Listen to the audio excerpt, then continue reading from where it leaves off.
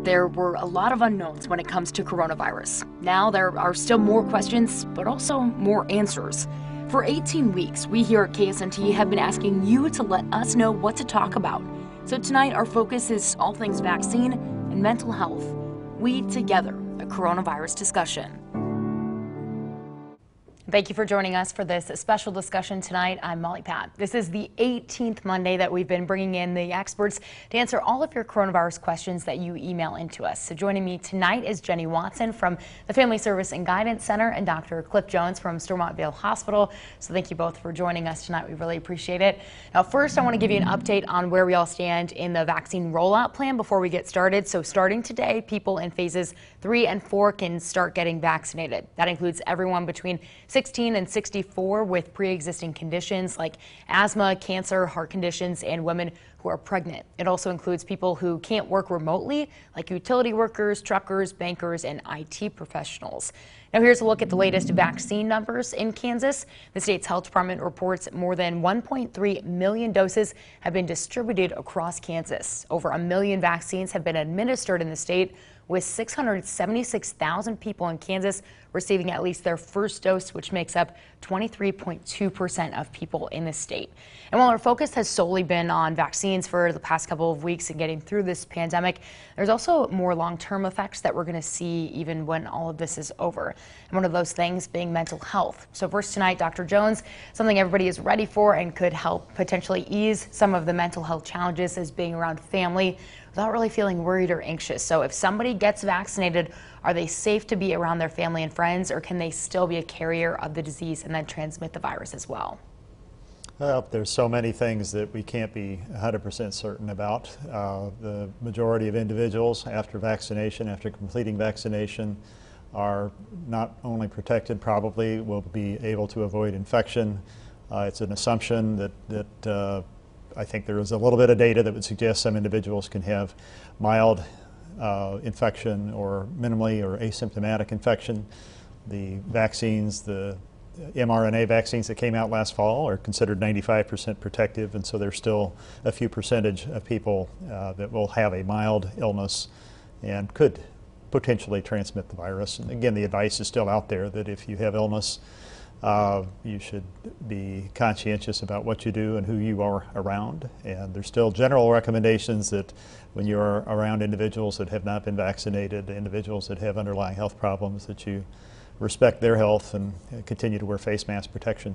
But once we get those vaccines, we really can just feel a little bit better being around. You know, my grandma's 92, so I can go see her now since we're both vaccinated at this point. I would agree. Yeah. All right. So Jenny, how important is that human connection and getting back to where people can hug their loved ones again?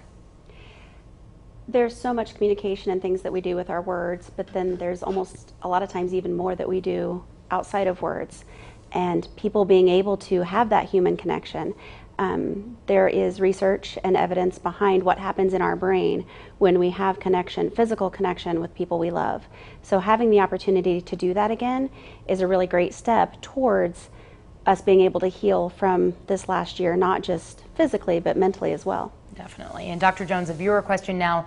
Align Bouts, it says, I know we are still to wear masks, social distance, and use good hand washing, but could you explain why someone who is fully vaccinated still needs to wear a mask? Well, it's the comment that we just made. There is some small chance an individual that has received the vaccination might harbor virus with a minimally symptomatic or an asymptomatic infection. So again, the best advice is when it's possible to wear a mask after vaccination, that you still provide people with that level of protection. And Jenny, social distancing, it's good to stay safe from the virus, of course, but it can also make us feel isolated, lonely, and anxious as well. So can you talk about the best ways to cope with those feelings while we're trying to keep everybody safe as well? Sure. Even pre-pandemic, there was this epidemic of loneliness that was crossing our country. People were not connecting in the same ways for various reasons. And so we were seeing just more and more people complaining of or listing symptoms of loneliness as part of what was attributing to some of their mental health concerns. And this was pre-COVID, before it was recommended that we do this. And so now we've been having people isolating and social distancing for a year or more for some, and the results of that are starting to show in higher levels of mental health needs across our country and across our state. Being able to find safe, new, innovative, and creative ways to reconnect with people and start to reestablish relationships, find new ways of doing things is a really important step. And Jenny, reflecting back from 1 year ago right now, it was this time exactly last year that there were really growing concerns about coronavirus. You know, it almost felt like the world was really coming to an end. So I know you just kind of touched on it a little bit, but where do you see that we've been and how is that going to affect where we go? Do you think that things are just going to get even worse on the mental health side once this is all over? When someone presents for assessment, we always look at what are some of the physical health concerns first, because we really do have to make sure we address those before we address the mental health concerns, because the physical health concerns just have to be addressed first. So now that we have the vaccine, we have lower numbers, and some of the physical health concerns or fears that were out there are starting to maybe alleviate themselves some, I anticipate, and what the research and the people are saying across our side of things, is that the mental health concerns are growing and going to kind of become more front page now because of all of the things that have been going on the last year. I like to really try to kind of focus on the positives, focus on what's going well, but I also want to be realistic and know that the mental health concerns are there and they're real, and the positive part about it, the good part about it, is that help is also available. That's what people like myself, my team, that's what we're here for. And there's lots of us that are out there ready to help. Yeah, definitely good to know. And you guys are available for help 24/7. Isn't that correct? Yes, ma'am. Yeah, so the resources are available. They are there. So good to keep in mind. Now, Dr. Jones, also as we think about this time last year, it's really crazy to think about the Sermont Vale Event Center now being just a full-on vaccine center instead of an events place to go. So Marianne Whitman is asking, what's the latest with what data is showing about how long these shots are good for? She asks, is it 6 months? And if so, what happens then once that 6 months has passed? Do we know what the scientists are projecting will happen, or what we will need to do when the protection wears off? Well, the 6 months, which is a current recommendation to consider one immune and protected for at least 6 months after the vaccine. It's related to when the vaccine became available and when people started graduating from clinical trials. There's plenty of evidence that it's longer than that. Is it 6 months? Is it 18 months? It's probably somewhere closer to a year. We don't really know. I think by the time most of us have had our vaccine for 4 to 6 months, more data will be available and there'll be more comfort that the protection is longer lasting. And then once that protection has expired, if you will, do you foresee us having to just start over the whole vaccine process again? Like, will it really ever let up? Because once that protection is over, we might be wrapping up phase 5 or getting closer, and then we have to start all over. So will the event center remain a vaccine center really for a while? Well, I am comfortable that eventually the vaccination availability will shift over into smaller offices and smaller settings. Future vaccines will not have the same criteria, the same requirements for cold storage as the Pfizer vaccine does. I think most of us in medicine are expecting that there will likely be a booster. Will it be provided in the fall of 2021? Will there be enough evidence, enough information, and the proper vaccine at that point for that to be a reality? I will not be surprised if that's the case. Yeah, definitely good to know. And now another viewer question, Dr. Jones. Diane wants to know, if you get your second injection and have a COVID-19 test the day after, would it come back positive? It would not come back positive on the basis of the vaccine. The vaccine initiates formation of antibodies, which are not tested by the viral test. The viral test is for the virus itself or the genetic material of the virus. If you have a positive test the day after vaccination, most likely obtained either for a pre-procedure test or for symptoms, it may reflect real infection that had occurred a number of weeks before. So one thing that we do know about the viral tests is they can continue to be positive for a number of weeks after recovery of illness, and we have seen individuals that never had symptoms that when tested for some other reason, for example, for a procedure or for travel, were found to have a positive result. Yeah, definitely interesting. Now, Jenny, the pandemic is causing stress for all of us on different levels about different things. So what are you seeing, and what advice do you have for people who are struggling? One of the things that we are seeing quite an increase in is young people who maybe have never had any sort of previous indicators of mental health distress or mental health concerns presenting in crisis or presenting for services, because this was just one thing too much to now have it rise to a clinical level. We're also seeing people who have consistently struggled or had issues or concerns or needs have even just more than before. A lot of the times there are additional stressors happening in people's lives that are maybe a direct or indirect ripple effect of COVID. People losing their jobs, losing their housing, losing the structure and the consistency that they've become accustomed to through just normal life events. And so having some of those really big dramatic changes last as long as they've lasted and taking the impact they've taken has led to just this overall impact of increased stress. And like I said, people who have previously done okay are now presenting for treatment. And I mean, that's what I would be recommending. You know, if you're not sure, call us. If you're not sure, ask someone, reach out, whether it's us or someone else in your environment or community.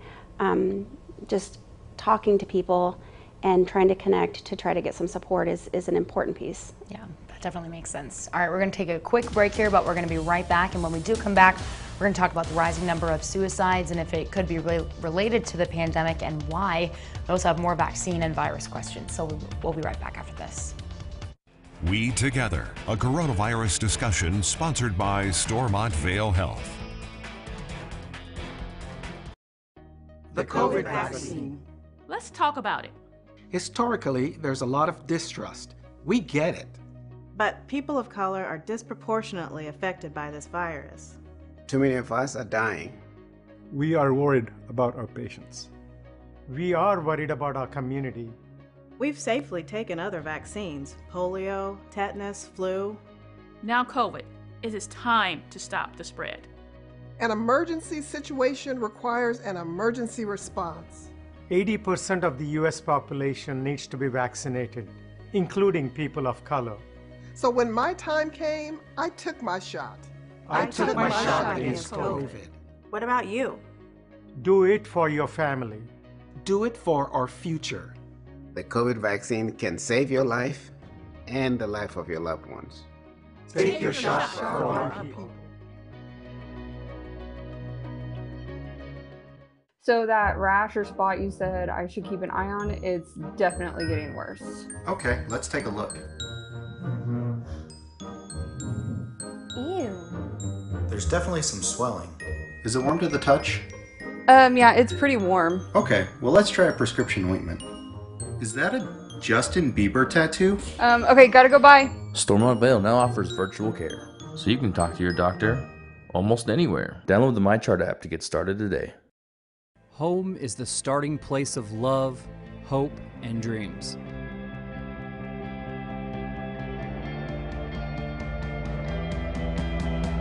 The magic thing about home is that it feels good to leave, and it feels even better to come back. Home is where love resides, memories are created, friends are always welcome, and laughter never ends. Contact Mark Bowling Construction to make your dream home come to life.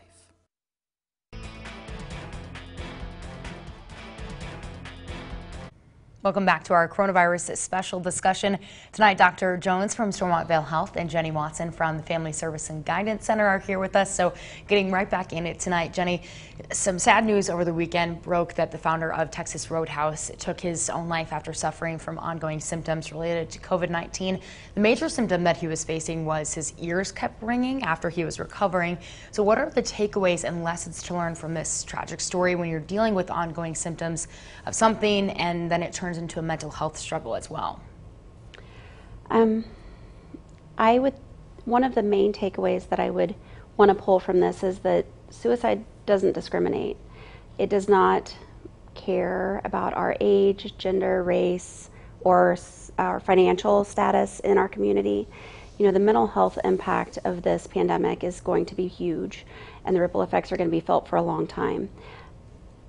I teach a mental health first aid class that one of the main components of that is to try to dispel myths that are connected with mental health and to educate our community, because statistically the number of people who consider suicide is very high, and we know that to be real.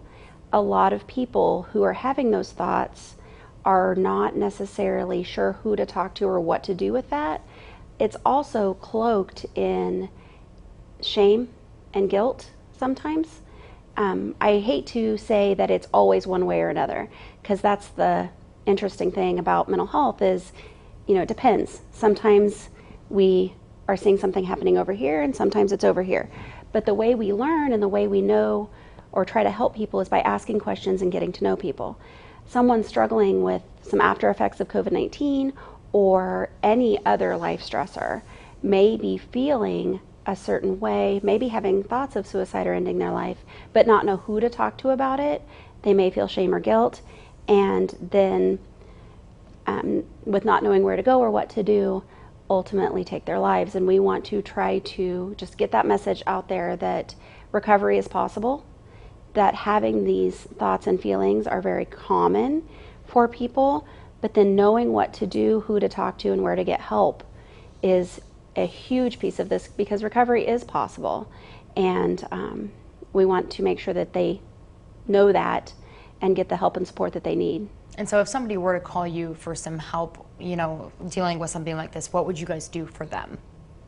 If they were to call us specifically, we would want to meet with them. We primarily serve youth in up to age 18. Vallejo is the adult mental health center for Shawnee County, but regardless of age, if someone were to reach out to us, we would do the best we could to ensure their safety, get them some resources, and connect them with people. We recently had a woman call us through our Kansas Stronger Together initiative that both Family Service and Vallejo are connected with. This woman was not a client of either agency, but she was feeling pretty down and she was having some mental health struggles and just wasn't sure where to turn or what to do. And so we were able to connect with her very quickly and help get her connected with more appropriate for her professional services, and make sure that she was not experiencing barriers to getting to those services, and subsequently she's been doing well. So it's what we do for each individual person is really dependent on what the needs are of that person and what's going on in their life. So we start by asking questions and just trying to be a non-judgmental listening ear and give that reassurance that it can get better. Yeah, that's great, and a good resource for people to be aware of. Now, Dr. Jones, what are some of the most serious lasting effects that you're seeing from the virus, and what's your message to people who might be dealing with this stuff? The majority of individuals that have mild to moderate illness will have a several-week period of convalescence with increased fatigue, and if they had significant respiratory symptoms, they'll likely have some persistence in cough. This is not unusual even with the other classic respiratory viruses, in particular influenza, but it seems to have a higher likelihood of occurring with COVID-19 infection. Individuals that had more severe infection, if they had significant lung injury, which can occur, people that have been in the hospital for a prolonged period of time related to lung injury will typically need some form of whether inpatient or outpatient rehabilitation, and may end up very deconditioned. There are cardiac effects also in individuals. They're not overly common, but when they do occur, they can be disabling. Many individuals develop, in addition to fatigue and deconditioning, they'll have anxiety and depression related to the illness and the prolonged, protracted symptoms. And this can, in some individuals, last for weeks or even sometimes for months. Sometimes more likely to occur, probably mostly more likely to occur in people with other medical problems, but can occur in people that have no health issues prior to the COVID-19 whatsoever. Yeah, well, definitely important to note that there is help in our area and help for 24/7 hours, 7 days a week as well, to keep that one in mind. So I do have a couple more vaccine questions for Dr. Jones before we take another break here. But George Bale wants to know, is it true that there is fetal tissue in the Johnson & Johnson vaccine? Has the single shot made it to Stormontville yet, Dr. Jones? We were given an allocation of Johnson & Johnson, or we are preparing to get an allocation, and we're working on a way to employ this in our pre-discharge patients that have not yet been vaccinated, and before they were able to leave the hospital. If we can provide them with that vaccine, that would be a value. The Johnson & Johnson vaccine is attached to adenovirus, which has to be grown up in cell culture, and so the cell culture for this the viral growth that they use, the adenovirus, is derived from fetally derived tissue from decades ago. So it is not related to fetal harvest or any kind of process to get new cells. These are cells that are left over that have been maintained in laboratories since the 1970s. Oh, okay. Also, Dr. Jones, Lisa J. wants to know if it is safe for pregnant women to get the shots.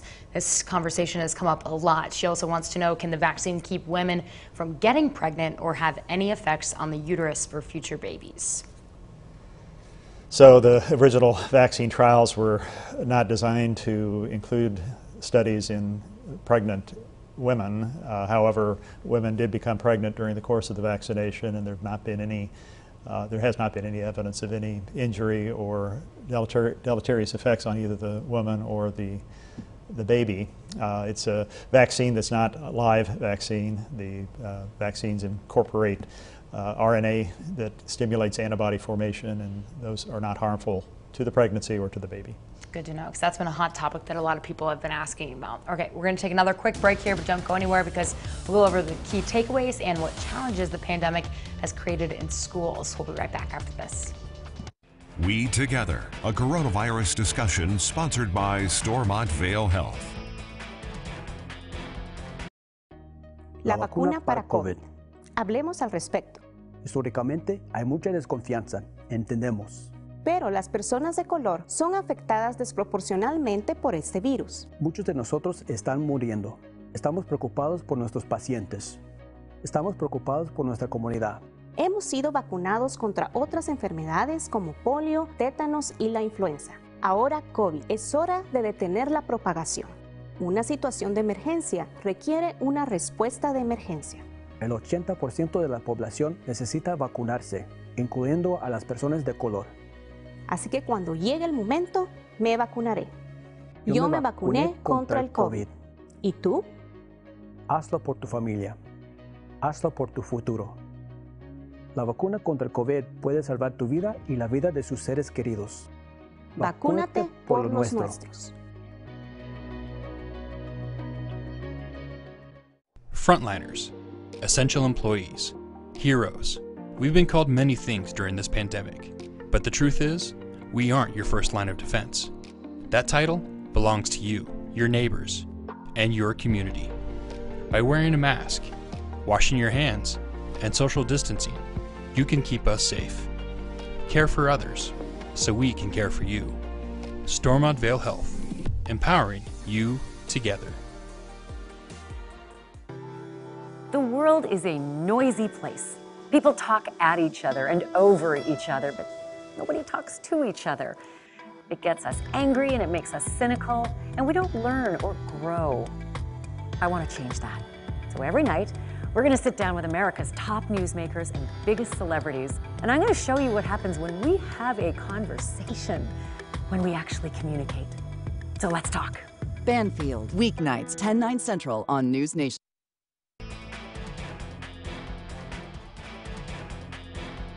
And we're back for our final few minutes in tonight's coronavirus special, so we want to jump right back into it. So Jenny, the governor is pushing for more summer school to help kids who have struggled with online learning and wants to make sure that they don't fall behind. So since your organization works mostly with children, what has the impact of online school been locally, and do you think that kids really are falling behind? I think that kids are often, we forget that kids learn a lot in school. They learn a lot outside of school as well. I don't have any current numbers to say where the kids are right now compared to others across the state, across the nation, or across the world. And there's no denying that having all of the kids have experienced this together in varying different capacities. So what we're finding and what I'm hearing from the counterparts at the schools that we do work with is that there is some maybe making up to do for some, and a lot have done okay. A lot have done fine and continue to learn and progress and do well in school, regardless of whether they were in remote, in-person, or hybrid learning options. But just like probably most of us, everybody's got a little bit of catching up to do.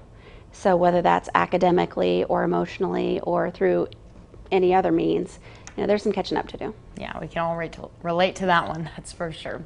So Dr. Jones, David says that he is in phase 2 of the vaccine plan and hasn't been contacted despite signing up everywhere. So what's your advice to him? He wants to know if the state's moving too fast in moving into phases 3 and 4. Well, if an individual in phase 2, they would still have access to the vaccine even as other phases are introduced. And so if you have not yet received the vaccination and you qualify as phase 2, you can contact the vaccine centers, Stormont Vale. I don't remember the number, but you can look it up on the website, and there's a scheduling number, and you can get an appointment for a time to receive the vaccine if you make a phone call and make that arrangement. And is that also for people who are patients and non-patients? Is that how they can sign up for that? Anyone can call that number. Okay, perfect. And then Dr. Jones, Laverne wants to know, because she has a suppressed immune system, she takes Cellcept. She was told that getting a vaccine would be hardly effective. So for anybody who takes that medicine or one like it, is it true that it could make a vaccine not as effective, or are there medications out there that really could hurt the effectiveness of a vaccine? So medications that can suppress your immune system may decrease the immunogenicity, the efficacy of the vaccine. With the Cellcept, for example, if you're on that, it's likely that you need to remain on that medication for the underlying condition that it's prescribed for. It may decrease the immunogenicity of the vaccine, but it's still likely that you'll get a clinical response or a measurable response. It's going to be maybe less protective than an individual that's not on a medication like that, but it still should have some beneficial effect. There are other medications where it's advised, medications that you don't take all the time, where it's advised that you can postpone either that medication or postpone the vaccine for a couple of weeks after it's given. So for example, if you were getting an epidural steroid injection for a lumbosacral spine problem, it's best to delay vaccination for at least a couple of weeks so that the steroid doesn't impede or diminish your response to the vaccine. Absolutely. And Jenny, Topeka police say that they're seeing a 140% increase in suicides so far right now compared to this time last year. So what do you think is going on here, and how much is pandemic to blame for this? I think we're seeing an increase in completed suicides across our city, in part due to the, as we kind of talked about earlier, as some of the physical health concerns start to feel better, whether they are or not is up for another discussion. But as that starts to feel better, then we definitely start to see an increase in the mental health needs across our country, or I'm sorry, across our city. Mm-hmm. So we start to see more people struggling with their mental health concerns, and someone who once upon a time maybe hadn't considered it or had been managing it well, they may have lost some of the support system that they once had. A lot of people have lost a lot in the last year, and as we kind of go into survival mode in our brain, we put one foot in front of the other and do what needs done. But now that some of that feels like it's starting to clear, we take a moment to reflect on maybe what's been lost or what's different now, what we're missing and what's not there, and that can lead us down a very dangerous path. Yeah. And so as we are getting into spring, warmer weather, people doing more things, they may just be getting hit by the impact of the loss they've experienced in the last year. Yeah. definitely makes sense. And remember that help is here. It is available. All right, thank you both so much for joining us tonight. We truly appreciate you taking the time to be here and answering all of our questions. And thank you for watching tonight. We appreciate you sending us all of your questions, but we don't want you to stop. I'm personally reading through every single email. If I didn't get to your question tonight, or if you didn't send one in, don't worry. You can still email them to coronavirus@ksnt.com. Have a good night.